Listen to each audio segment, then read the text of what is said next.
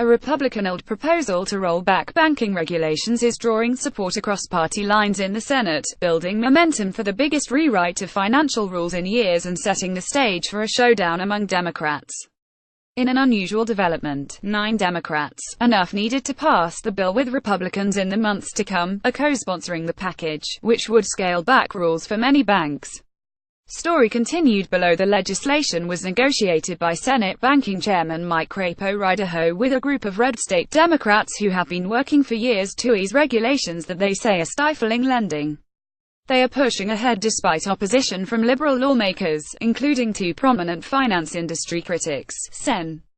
Sherrod Brown of Ohio, the top Democrat on the Banking Committee, and Sen. Elizabeth Warren of Massachusetts, who has attracted a massive following by attacking Wall Street. Brown and Warren argue that the proposed regulatory rollbacks go too far. Clearly, they're my friends, and clearly I don't agree with them, or I wouldn't have put this package together, said Sen. Joe Donnelly Dind, one of the members who negotiated the legislation. People can make up their own minds. By signing up, you agree to receive email newsletters or alerts from Politico. You can unsubscribe at any time. The debate is exposing philosophical differences in the Democratic Party as it struggles to define itself on economic issues in the wake of last year's stunning electoral defeat. For years, Senate Democrats have maintained a nearly impenetrable wall against efforts by the banking industry and Republicans to roll back sweeping financial regulations that President Barack Obama signed into law in 2010. That landmark legislation, known as Dodd-Frank, imposed new rules across the finance industry, affecting the biggest Wall Street banks and the smallest local lenders.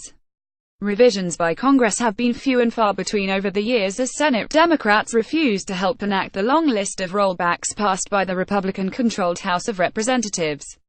There's always been concern that making any changes might be opening up Pandora's box, said Emily Liner, senior policy advisor at the centrist think tank Third Way. There's definitely leaders of the party who don't want to open up that box.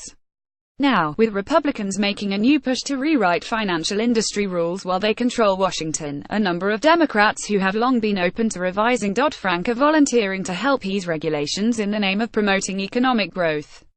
The effort was years in the making.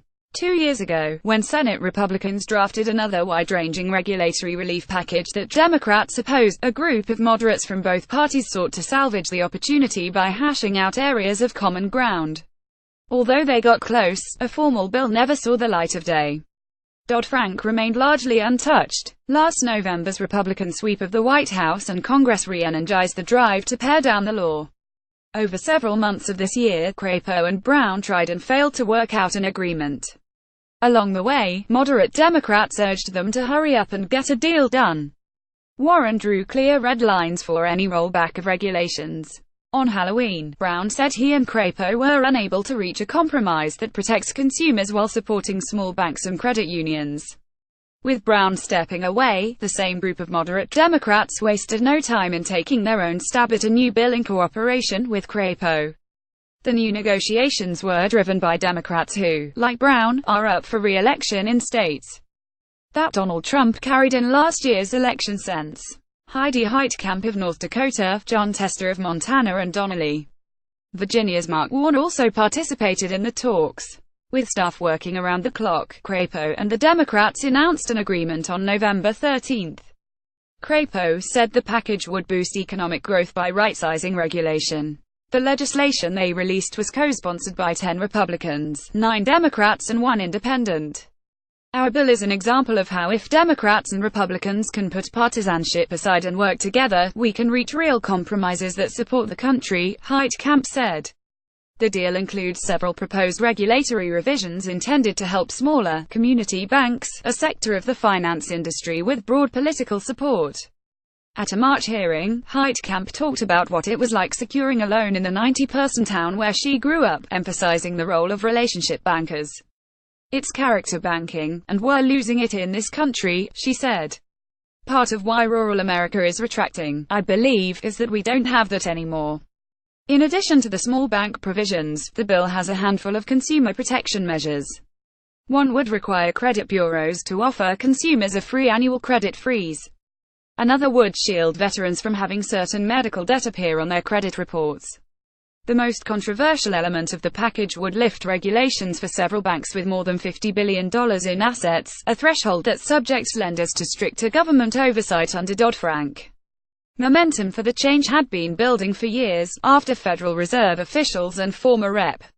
Barney Frank D. Mass, one of the lead legislators behind Dodd-Frank, suggested that Congress should raise the threshold. Eliminating the backstop completely was a lobbying priority for a coalition of regional banks and credit card companies that wanted to let regulators choose which lenders should be subject to more stringent rules, rather than leaving it up to what they argued was an arbitrary numerical trigger.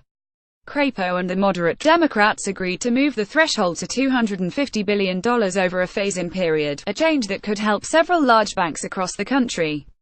They agreed to give the Fed the authority to continue keeping close tabs on the health of banks with $100 billion to $250 billion in assets and to bring them back into a tougher regulatory regime if necessary. The world's biggest banks that are based in the United States, including J.P. Morgan Chase and Bank of America, were carved out of the regulatory rollback. Donnelly said the bill would make it easier for safe and stable mortgages to be made. He said it would not threaten the Consumer Financial Protection Bureau, the watchdog agency that has been under attack by Republicans and finance industry lobbyists since Democrats established it in 2010. My priorities were to make sure that this worked for average families, Donnelly told Politico. Brown, Warren and their allies say the bill does not achieve the goal. We really hope Senate Minority Leader Chuck Schumer holds the line on this and that this proposal gets very vigorous debate, said Marcus Stanley, policy director for Americans for Financial Reform, a coalition of consumer and labor groups that advocates for stricter Wall Street oversight. In a press conference last week, Warren suggested that helping big banks was out of touch with what voters want. I just did my 16th town hall so far this year in Greenfield, Massachusetts, she said. In all of these town halls, and the thousands of people that I have seen, and the thousands of people who have come through the photo line and told me what matters most to them, not a single one has said, Senator Warren, couldn't you please help banks with $200 billion in assets be regulated a little less? The conflict will likely escalate in the coming weeks. The Banking Committee is scheduled to vote on the bill and consider amendments on December 5. Sen. Jack Reed Drivey, one of the senior Democrats on the panel, said the bill had some good points but that it could be improved. One area of concern: a provision that would scale back the frequency of bank stress tests. That's been a very valuable tool for financial stability, he said. Virginia's Warner left open the possibility that critics could be brought on board. I'm always looking for ways to see if there's other things we could do to gain their support, he said. Analysts said the bill likely had the votes it needed for passage, a path that could take months with its own procedural uncertainties. Revising the bill to satisfy Wall Street watchdogs on the Banking Committee would likely require trade-offs that could jeopardize support among other senators. It is suboptimal to work around the committee's ranking member, and its more clarion progressive voice, but all indications are that the moderate Democrats have crafted a package that they are willing to go to the mattresses for, Compass Point analyst Isaac Boltanski said.